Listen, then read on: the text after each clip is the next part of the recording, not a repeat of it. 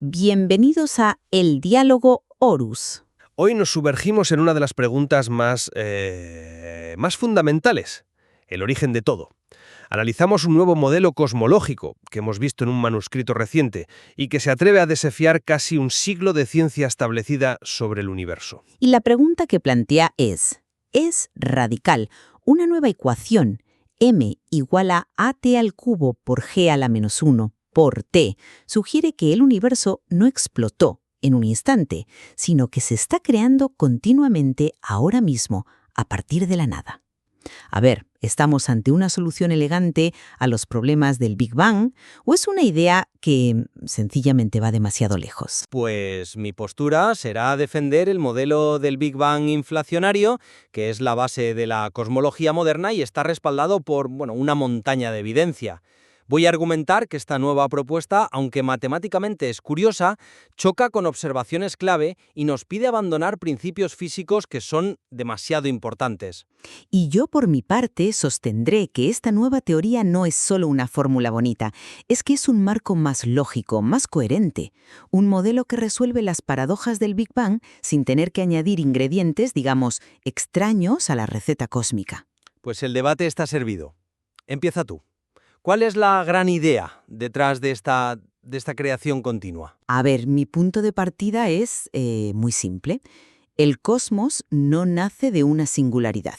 Ese punto infinitamente denso y caliente que es físicamente un imposible. Nace de algo mucho más lógico, un vacío cuántico donde la masa y la energía totales son cero. Y a partir de ahí, de ese momento, el universo empieza a crecer. La ecuación m igual a at, 3g menos 1t, describe exactamente eso, cómo la masa y la energía del universo aumentan con el tiempo, generadas por la propia gravedad.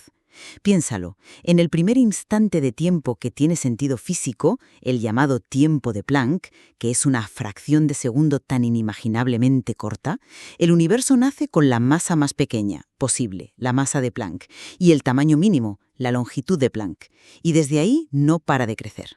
Ya, pero ¿de dónde sale toda esa materia? Porque hablamos de una cantidad enorme. Cierto, equivale a crear la masa de unos 200.000 soles cada segundo. Pero aquí está la clave. No se viola la ley de conservación de la energía. Piénsalo de esta manera. El universo es el almuerzo gratuito definitivo. Por cada partícula de materia que aparece, que es energía positiva, se crea una cantidad equivalente de deuda gravitacional en forma de energía potencial negativa. El balance total siempre es cero.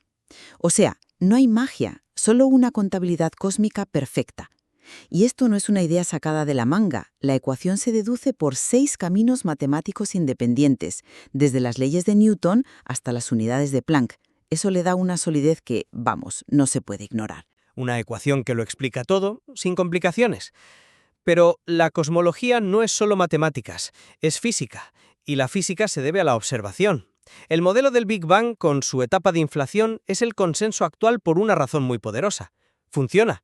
Se apoya en pilares que podemos medir, la relatividad general de Einstein, la expansión de las galaxias que midió Hubble y, sobre todo, el eco de la creación, la radiación cósmica de fondo de microondas.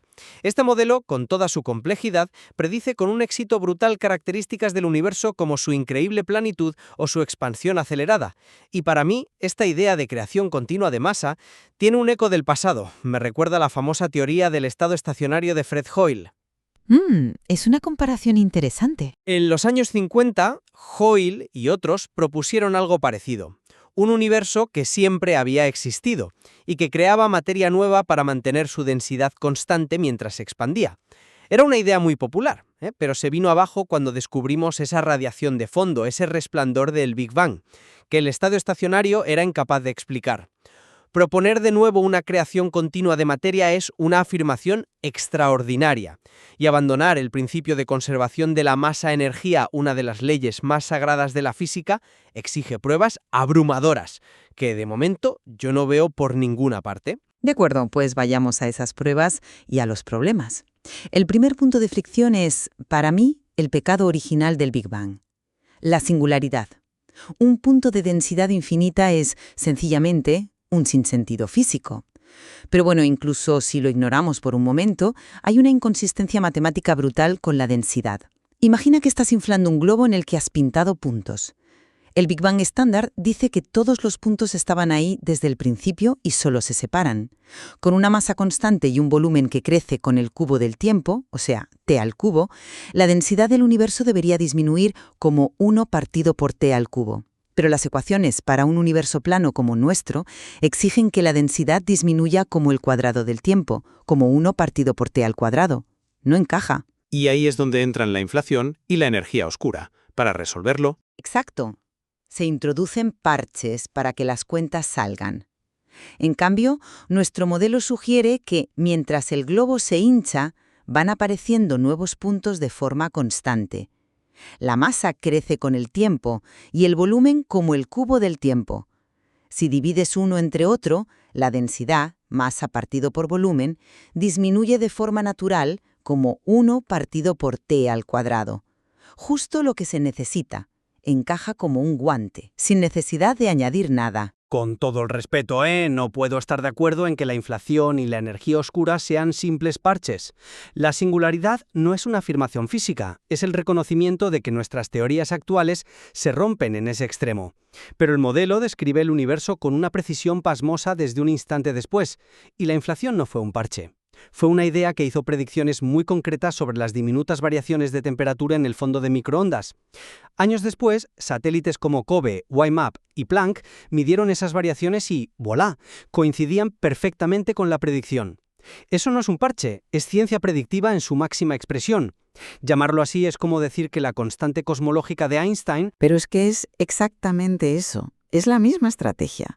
Einstein metió su constante para forzar un universo estático, que encajara con sus ideas, y luego él mismo lo llamó el mayor error de su vida. Estos componentes son ajustes introducidos a posteriori para salvar las discrepancias.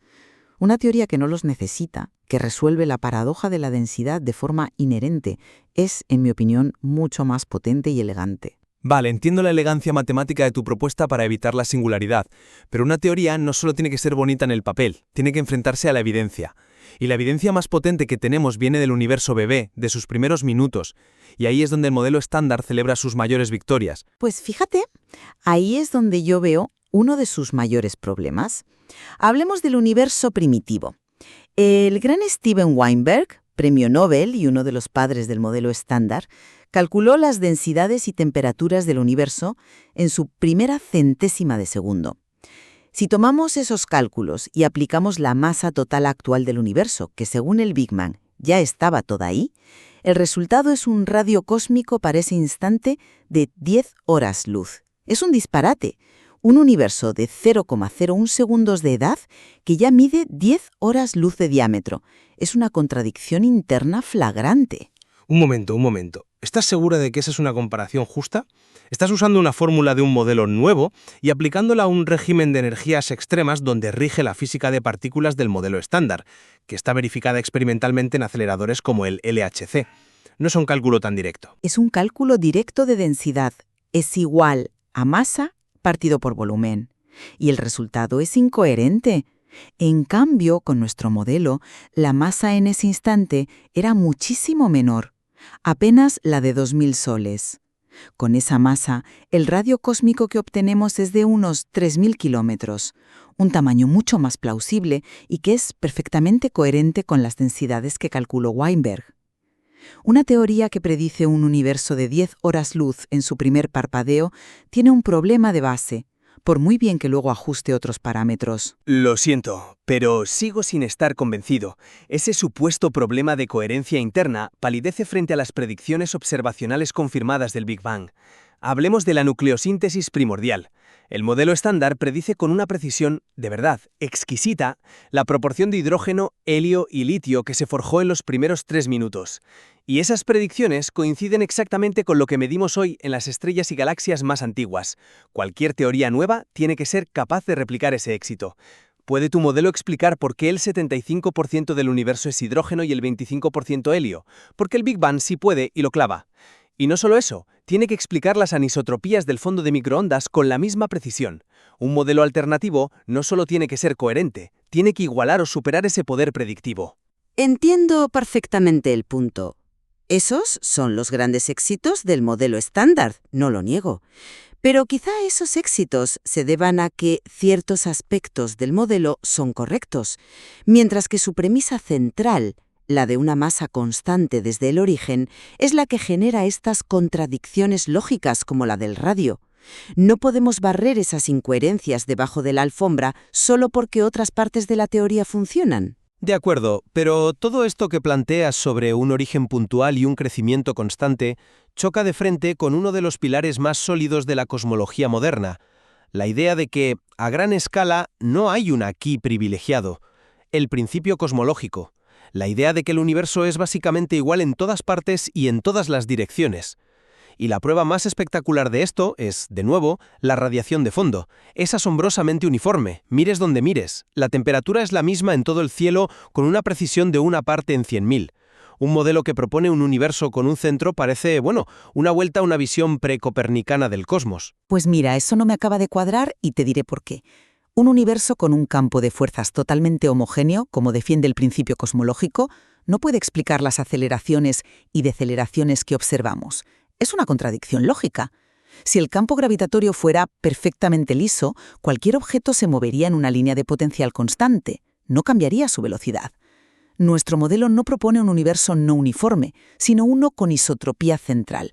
O sea, el universo se ve igual en todas las direcciones, pero solo si miras desde el centro. Desde cualquier otro punto, como el nuestro, deberían aparecer ligeras diferencias, anisotropías. Y las vemos. Pues parece que sí. Hay análisis de los datos de supernovas que actualmente se atribuyen a nuestro movimiento peculiar, es decir, al hecho de que nuestra galaxia se mueve dentro de nuestro cúmulo local. Pero algunos de estos estudios sugieren que esa anisotropía, esa diferencia aumenta con la distancia, y esto es justo lo que nuestro modelo predeciría. Cuanto más lejos miras, más evidente se hace que no estás en el centro del sistema. Es una reinterpretación muy audaz. Pero la explicación del movimiento peculiar es mucho más sencilla y no nos obliga a tirar por la borda uno de los principios más fructíferos de la cosmología. Atribuir esas pequeñas diferencias a una estructura global del universo, en lugar de al movimiento local de nuestro grupo de galaxias, me parece un caso claro de matar moscas a cañonazos. La navaja de Occam, el principio de simplicidad, favorece la explicación más simple, que nosotros nos movemos, no que el universo entero tiene una estructura centrada que casualmente se alinea con esas observaciones. Pero si se confirma que la anisotropía aumenta con la distancia, la explicación del movimiento local pierde toda su fuerza. Un movimiento local debería tener un efecto constante, no uno que se magnifica al mirar más lejos.